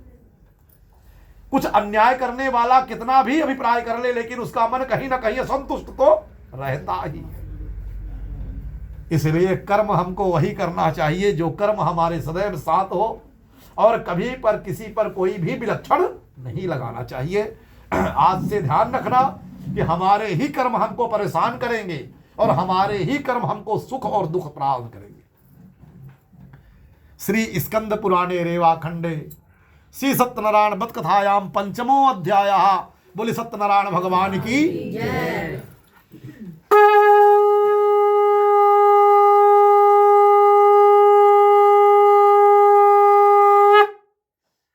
श्रीमन्नारायण नारायण नारायण लक्ष्मी नारायण नारायण नारायण श्रीमन्नारायण नारायण नारायण लक्ष्मी नारायण नारायण श्रीमन्नारायण नारायण नारायण श्री हरि नारायण नारायण नारायण कृष्ण नारायण नारायण नारायण श्री हरि नारायण नारायण नारायण श्रीमन्नारायण नारायण नारायण श्री हरि नारायण नारायण नारायण श्रीमन्नारायण नारायण नारायण कृष्ण नारायण नारायण नारायण श्रीमन्नारायण नारायण नारायण भजमन नारायण नारायण राम नारायण नारायण नारायण सत्य नारायण नारायण नारायण श्री हरि नारायण नारायण नारायण माधव नारायण नारायण नारायण हरि नारायण नारायण नारायण श्री हरि नारायण नारायण गोविंद नारायण नारायण नारायण श्री हरि नारायण नारायण नारायण श्री हरि नारायण नारायण नारायण श्री हरि नारायण नारायण हरे राम राम राम हरे हरे हरे कृष्णा कृष्ण कृष्ण हरे हरे हरे राम राम हरे हरे हरे कृष्ण कृष्ण कृष्ण हरे हरे। बोले सत्यनारायण भगवान की। ओम हरि ओम मां गणानान्त्वा गणपति हवामहे प्रियाणान्त्वा प्रियपति हवामहे निधीनान्त्वा निधिपति हवामहे बसो ममयाहमजानि गर्भधमातमजासि गर्भधाम्मा। ओम गङ्गणपतये नमः स्वाहा। ओम गङ्गणपतये नमः स्वाहा। स्वाहा बोलो। ओम गङ्गणपतये नमः स्वाहा। ओम श्री चते लक्ष्मी जपद्राभ्यो रात्रे पार्श्वे नक्षत्राणि रूपं व्यातं वा सन्निखाणां मुखान् सर्वलोकं वैखाणा। ओम श्री महालक्ष्मी नमः स्वाहा। ओम श्री महालक्ष्मी नमः स्वाहा। ओम श्री महालक्ष्मी नमः स्वाहा। ओम श्री महालक्ष्मी नमः स्वाहा। ओम अम्बे अंबिकेश्वराभ्यां नमः स्वाहा। ओम वाणी हिरण्यगर्भाभ्यां नमः स्वाहा। ओम श्री पुरंदराभ्यां नमः स्वाहा। ओम माता पितृकमलेभ्यो नमः स्वाहा। ओम इष्टदेवताभ्यो नमः स्वाहा। ओम कुलदेवताभ्यो नमः स्वाहा। ओम ग्राम देवताभ्यो नमः स्वाहा। ओम स्थान देवताभ्यो नमः स्वाहा। ओम वासुदेवताभ्यो नमः स्वाहा। ओम एतत्कर्म प्रधान देवताभ्यो नमः स्वाहा।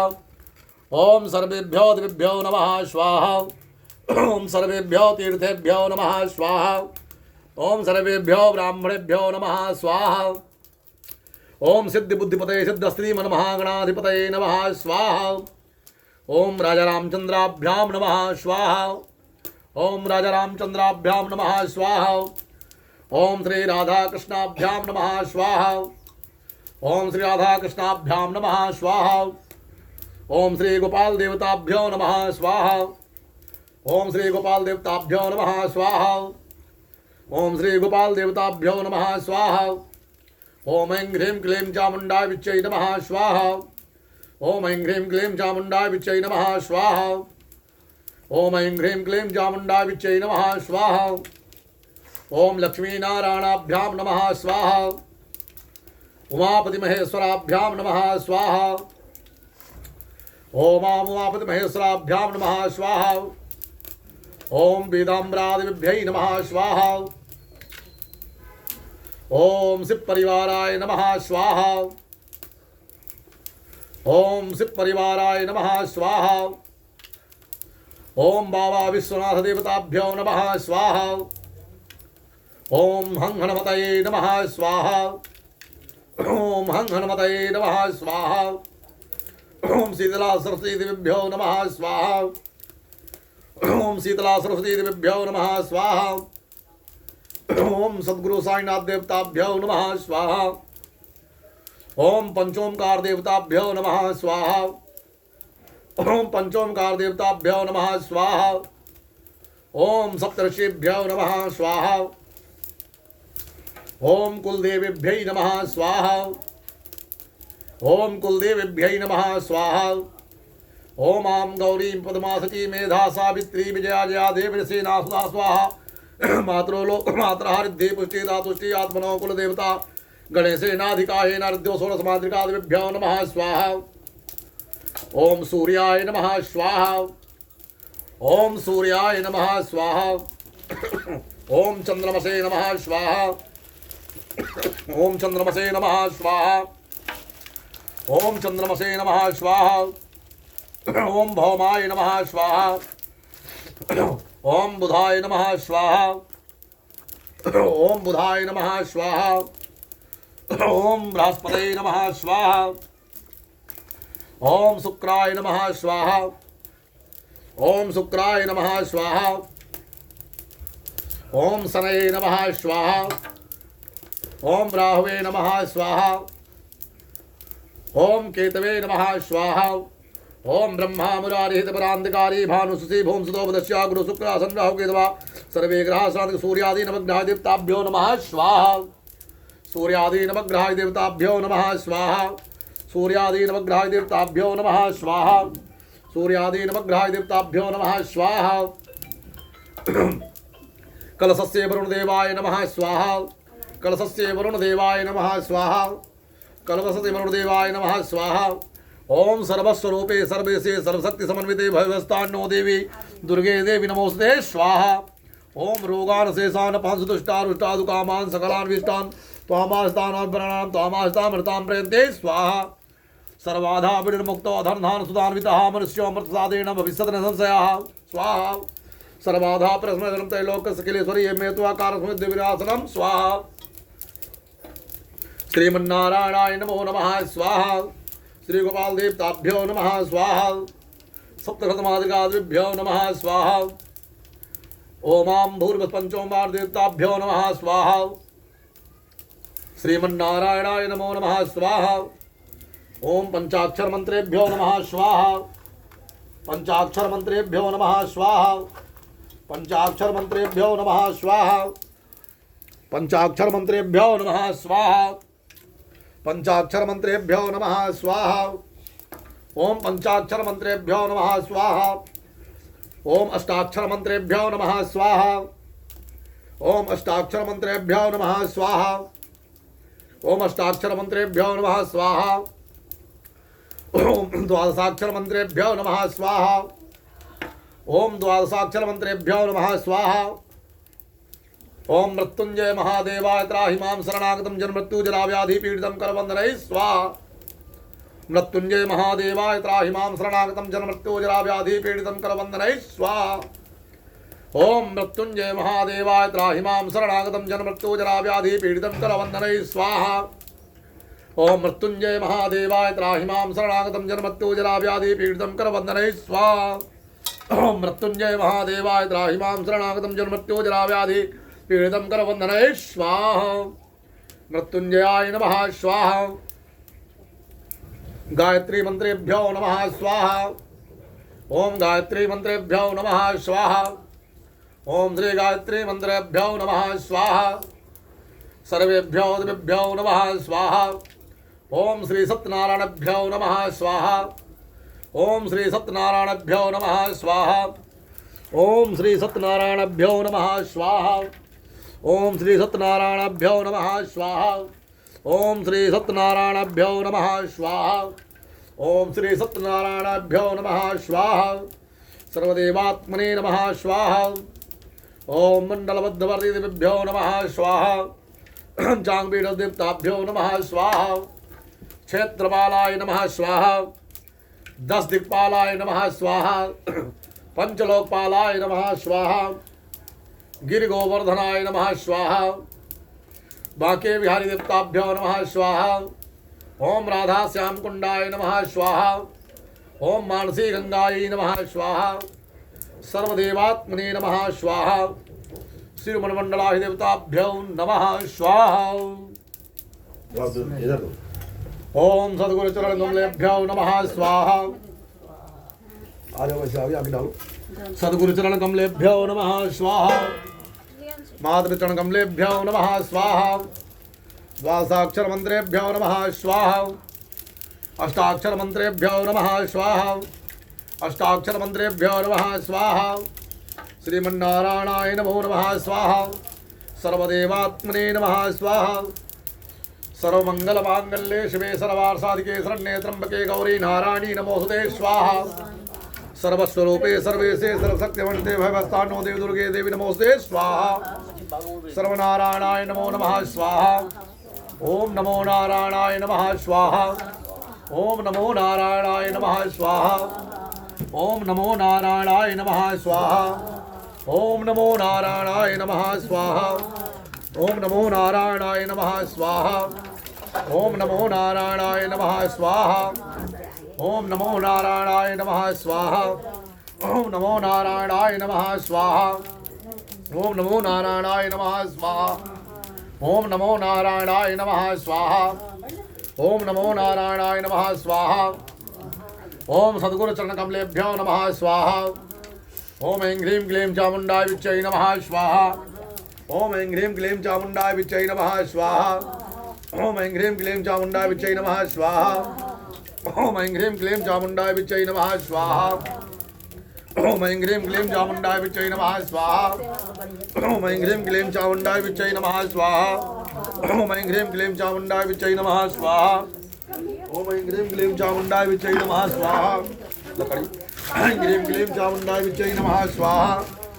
ऐं ह्रीं क्लीं लगा दो शब्द। ऐं ह्रीं क्लीं चामुण्डाय विच्चै नमः स्वाहा। ऐं ह्रीं क्लीं चामुण्डाय विच्चै नमः स्वाहा। ओम ऐं ह्रीं क्लीं चामुण्डाय विच्चै नमः स्वाहा। ओम ऐं ह्रीं क्लीं चामुण्डाय विच्चै नमः स्वाहा। ऐं ह्रीं क्लीं चामुण्डाय विच्चै नमः स्वाहा। ओम ऐं ह्रीं क्लीं चामुण्डाय विच्चै नमः स्वाहा। ओम ऐं ह्रीं चामुण्डाय विच्चै नमः स्वाहा। ओम ऐं ह्रीं क्लीं चामुण्डाय विच्चै नमः स्वाहा। ओम ऐं ह्रीं क्लीं चामुण्डाय विच्चै नमः स्वाहा। ओम ऐं ह्रीं क्लीं चामुण्डाय विच्चै नमः स्वाहा। ओम ऐं ह्रीं क्लीं चामुण्डाय विच्चै नमः स्वाहा। ओम ऐं ह्रीं क्लीं चामुण्डाय विच्चै नमः स्वाहा। गुरु मंत्र की आहुति और डाल दो, बल्ली हो तो स्वाहा स्वाहा स्वाहा स्वाहा। थोड़ा थोड़ा लेके सभी लोग खड़े हो जाए। ओ सूर्यो वजायतः श्रोत्रादवायुष प्राण समुखादिग्निरजायतः। ओम जय लक्ष्मी रमणा स्वामी जय लक्ष्मी रमणा सत्यनारायण स्वामी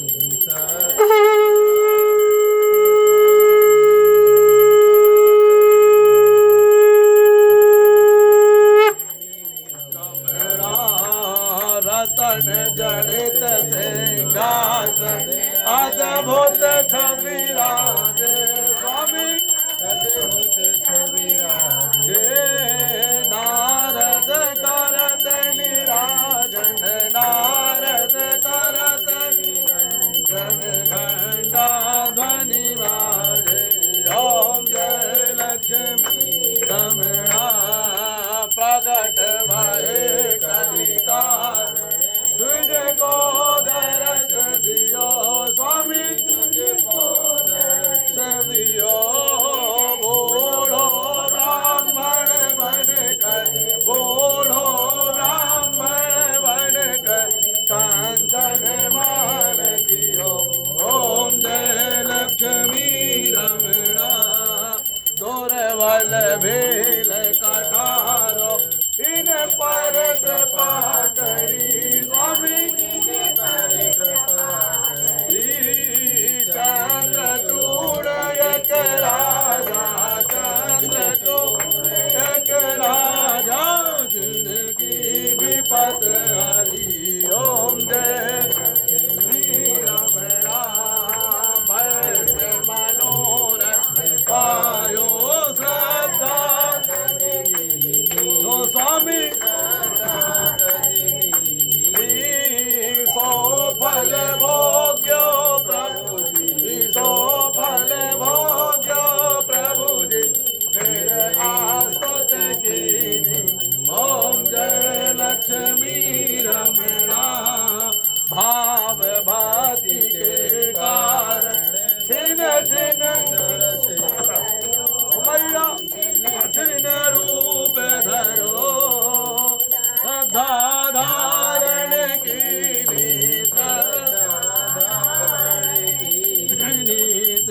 के काज सरो। ओम जय लक्ष्मी रमणा बाल बाल वन में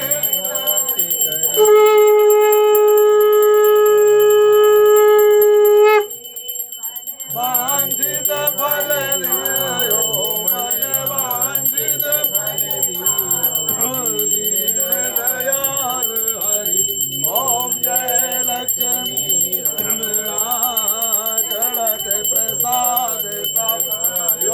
कदली फल मेवा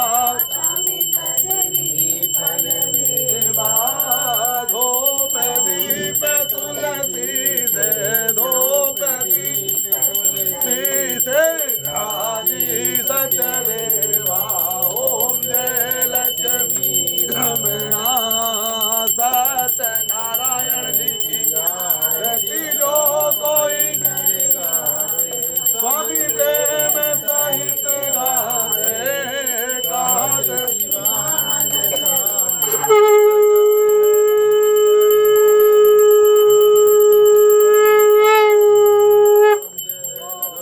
लक्ष्मी रमणा जय लक्ष्मी रमणा लक्ष्मी रमणा सत्यनारायण स्वामी सत्यनारायण जगपातक हरणा ओम जय लक्ष्मी रमणा कर्पूर गौरम करुणावतारम संसार सारम जगेन्द्रहारम सदा वसंतं हृदयारविन्दे भवानी सहितं त्वमेव माता च पिता त्वमेव मेव बन्धो जगदा त्वमेव विद्या द्रविणं त्वमेव त्वमेव सर्वं मम देव देव एव सर्वं मम देव देव जलेन शीतलेकनं पुष्पै देवानि मां द्यौः शान्तिरन्तरिक्षं शान्तिः पृथिवी शान्तिरापः शान्तिरोषधयः शान्तिः वनस्पतयः शान्तिर्विश्वे देवाः शान्तिर्ब्रह्म शान्तिः सर्वभौम शान्तिः शान्तिरेव शान्तिः क्षमा शान्तिरेधि सभी लोगों को ओम जगेन जगमय जन्त देवास्तानि धर्माणि प्रथमान्यासन्नाते हनाकं महिमानः सजन्तरत्र पूर्वे साध्याः सन्ति देवाः ओम एकदन्ताय विद्महे वक्रतुण्डाय धीमहि तन्नो दन्तिः प्रचोदयात् हरिः ओम महालक्ष्मै च विद्महे विष्णुपत्न्यै च धीमहि तन्नो लक्ष्मीः प्रचोदयात् हरिः ओम तदपुरुषाय विद्महे महादेवाय धीमहि तन्नो रुद्रः प्रचोदयात् हरिः ओम अंजनी नंदनाय विद्महे वायुपुत्राय धीमहि तन्नो हनुमत् प्रचोदयात् शिरडी साई धामाय विद्महे सच्चिदानन्दाय धीमहि तन्नो साई प्रचोदयात् नाना सुगन्धि पुष्पाणि यथा कालोद्भवानि च पुष्पाञ्जलिर्मया दत्तो ग्रहाण परमेश्वरः सांगाय सपरिवाराय सायुधाय शक्तिकाय मंत्र पुष्पांजलिं समर्पयामि। बोले गुरुपुरुष भगवान की सत्यनारायण भगवान की उमापति महादेव की बाबा विश्वनाथ की बाबा महाकाल की बाबा त्र्यंबकनाथ की नमः पार्वती पतये हर हर महादेव। धर्म की धर्म की अधर्म का प्राणियों में विश्व का गौ माता की सत्य सनातन धर्म की अपने अपने गुरुमाता पारम परमेश्वर की यजमान के परिवार की यजमान के कामनाओं की शिरडी साईं धाम की नगर जन बस्ती की नगर जान बस्ती की गौ ब्राह्मण देवताओं की संत समाज की भारत माता की त्रिवेणी धाम की अवध धाम की सरयू माई की गंगा माई की यमुना माई की जय जय श्री हरे राम राम राम हरे हरे हरे कृष्णा कृष्णा कृष्णा हरे हरे राम राम राम हरे हरे कृष्णा कृष्णा कृष्णा हरे हरे हरे राम राम राम हरे कृष्णा बोले सत्यनारायण भगवान की जय श्री